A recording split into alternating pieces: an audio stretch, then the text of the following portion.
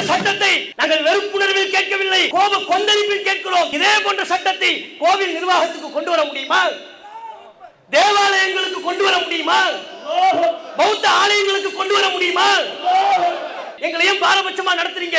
இந்தியாவெங்கிலும் வட மாநிலங்களில் எல்லாம் முஸ்லிம்கள் கொந்தளித்து வீதியில் வந்து நிற்கிறார்கள் என்றால் அதற்கு அடிப்படை காரணம் எங்கள் சொத்தை நாங்கள் நிர்வகிக்க கூடாதா? இந்த ஒற்றை கேள்விதான். மனசாட்சியோடு நீங்கள் பதிலளிக்க வேண்டும். திருமலை திருப்பதி தேவஸ்தானம் கோவில், அந்த கோவில் நிர்வாகத்தில் இந்து அல்லாத ஒருவர் நிர்வாகியா வேண்டாம், உறுப்பினரா சேர முடியுமா?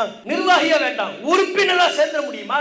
பழனியில சேர்ந்த முடியுமா? நம்ம சென்னை பகுதிகளில் இருக்கக்கூடிய கோவில் நிர்வாகங்கள் இருக்கிறதே, அந்த கோவில் ட்ரஸ்டியால் ஒரு இந்து அல்லாத ஒரு நபர், ஒரு முஸ்லிமோ ஒரு கிறிஸ்தவரோ சேர்ந்துட முடியுமா? சேரணுங்கிறது எங்க கோரிக்கை அல்ல. நாங்க அதை எதிர்பார்க்கவே இல்லை, அவங்களும் எதிர்பார்க்கல. நம்ம வக்ஃபு சொத்துல வர வேண்டும் என்று இந்து மக்கள் எதிர்பார்த்தார்களா?